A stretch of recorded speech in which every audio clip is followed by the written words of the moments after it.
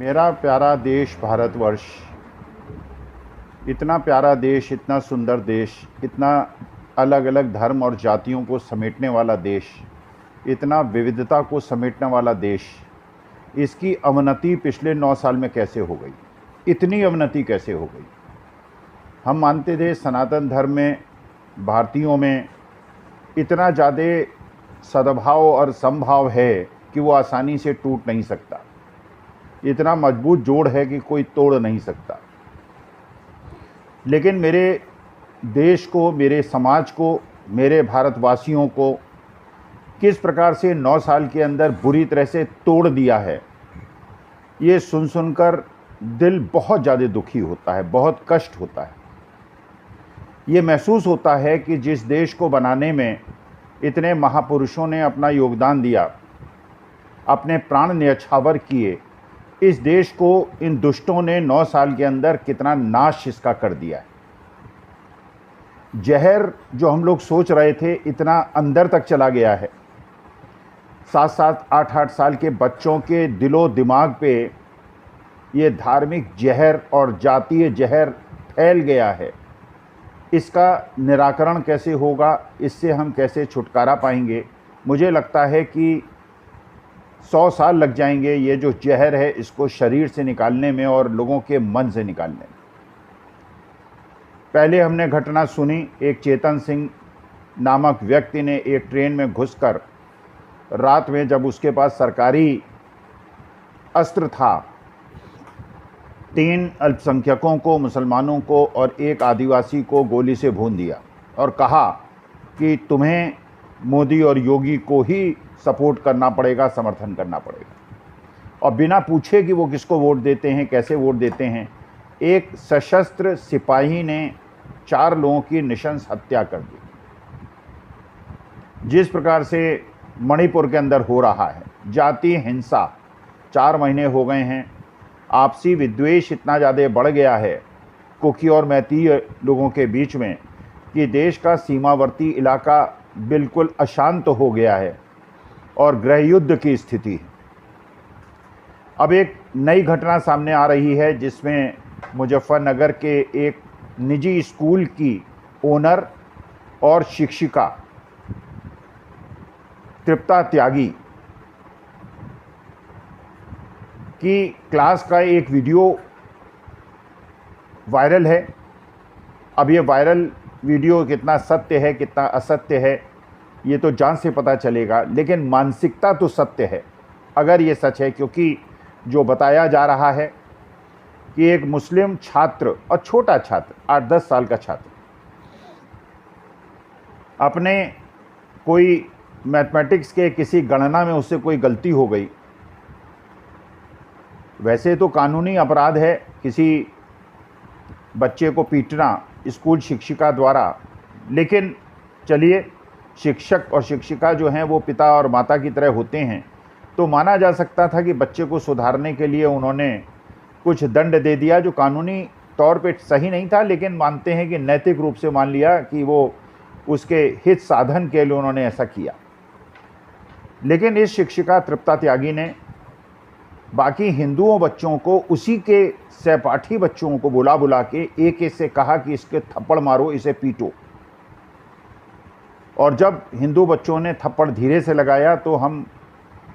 सुनते हैं कि वो शिक्षिका कहती है ऐसे मारा जाता है, जोर से मारो। वो छोटे बच्चे के दिमाग में किस प्रकार का आपने मानस पैदा कर दिया है, वो अल्पसंख्यक बच्चे के दिमाग में भी, और जो बहुसंख्यक बच्चे हैं उनके दिमाग में भी कितनी घृणा भर दी है एक शिक्षिका ने, एक टीचर ने। तो विचारणीय प्रश्न है। हम तो बचपन से सुनते आए, मैं भी शिक्षक रहा तो मैं भी ये मानता रहा कि शिक्षक, गुरु और शिष्य का संबंध इतना प्रगाढ़ संबंध है, जैसे पिता और पुत्र का संबंध होता है, माता और पुत्र का संबंध होता है। गुरु कुमार शिष्य कुंभ है, गड़ गड़ गाड़े खोट, अंदर हाथ लगाए के बाहर मारे चोट। लेकिन इस प्रकार की घटना से ये पता चल गया है कि ये समाज के विभिन्न अंगों में ये जो विद्वेष है, ये जो धार्मिक विद्वेष है, ये बुरी तरह से फैल गया है और इसने देश की जड़ों का नाश कर दिया है।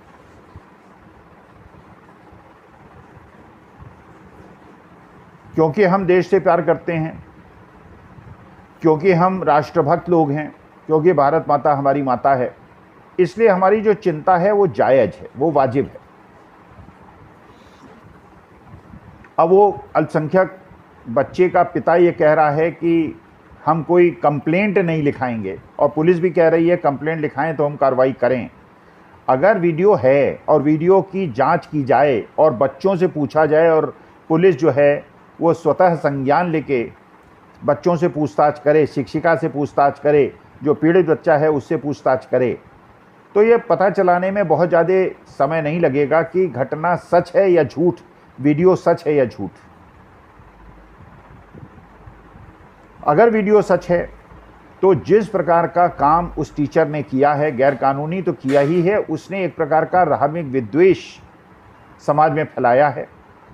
छोटे छोटे बच्चों के मानस में, मानस पटल में, उनके दिमाग में, उनके मस्तिष्क में जिस प्रकार का जहर बोया है, तो दंड तो उसको मिलना चाहिए। पुलिस को स्वतः संज्ञान लेना चाहिए, क्योंकि पिता की जो बच्चा है उसके पिता की बात तो मानी जा सकती है। वो कहता मैं स्कूल में नहीं पढ़ाऊंगा और शिकायत भी नहीं करूंगा, क्योंकि इसलिए शिकायत नहीं करेगा क्योंकि अगर शिकायत करेगा तो जो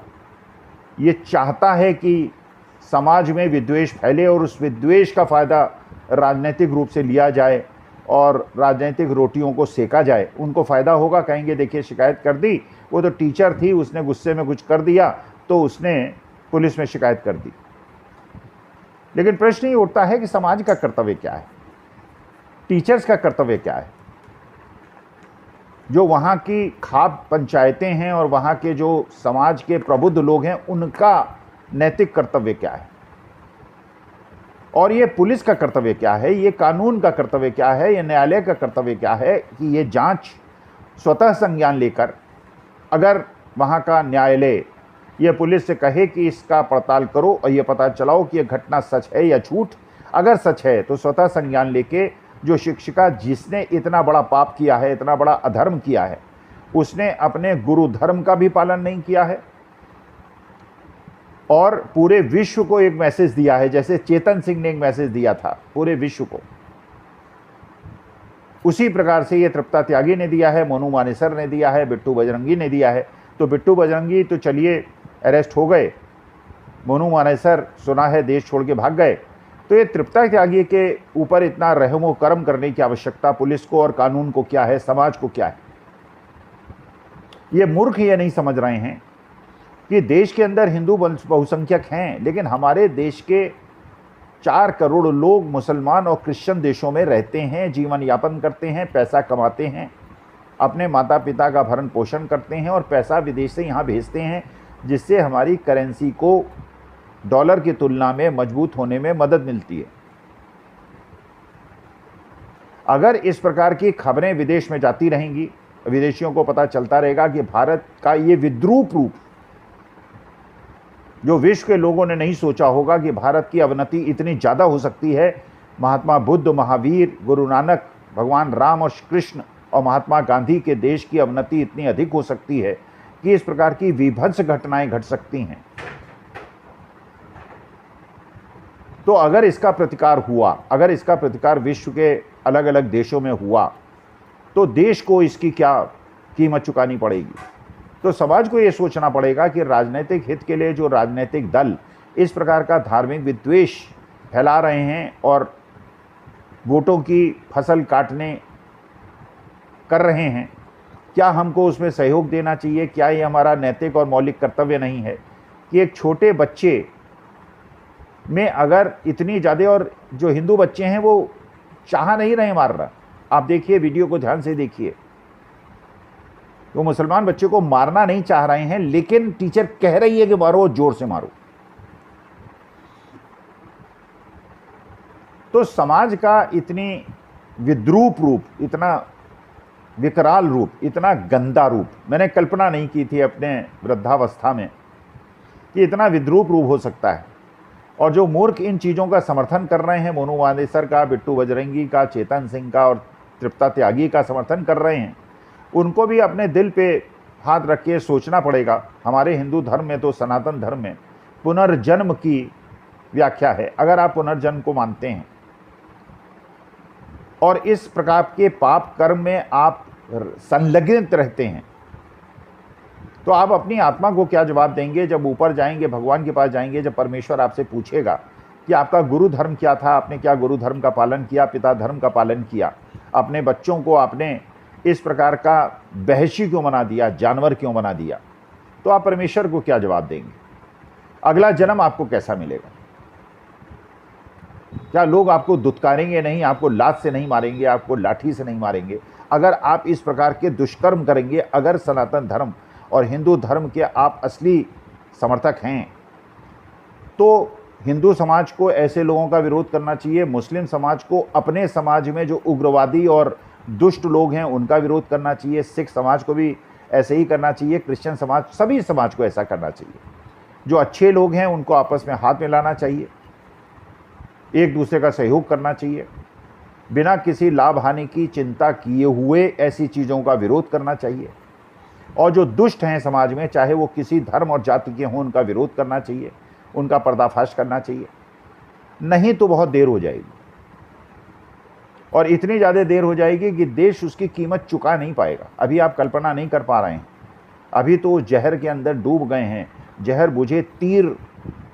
चला रहे हैं, और जो जहर ज़मीन के अंदर जा रहा है, आपकी भी स्थिति पाकिस्तान जैसी हो जाएगी। भारत को महात्मा गांधी ने, पंडित जवाहरलाल नेहरू ने, अटल बिहारी वाजपेयी ने, मोरारजी भाई ने सींचा है, मनमोहन सिंह ने सींचा है, इसलिए आज देश की ये स्थिति है। अगर पाकिस्तान के रास्ते में आप चलेंगे, समय लगेगा, क्योंकि उन्होंने जो जहर की फसल बोई थी उसको आज काट रहे हैं, और आप जो ये फसल आज बो रहे हैं इसकी फसल पक जाएगी, जल्दी कटने लगेगी, और आपके ही बच्चे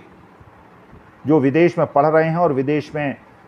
जीवन यापन कर रहे हैं वो भी इसका फल न भुगतें, इसकी कामना मैं करता हूँ। और आप लोगों से प्रार्थना करता हूँ, हाथ जोड़ के प्रार्थना करता हूँ कि निजी लाभ और डर और भय और लाभ से ऊपर उठकर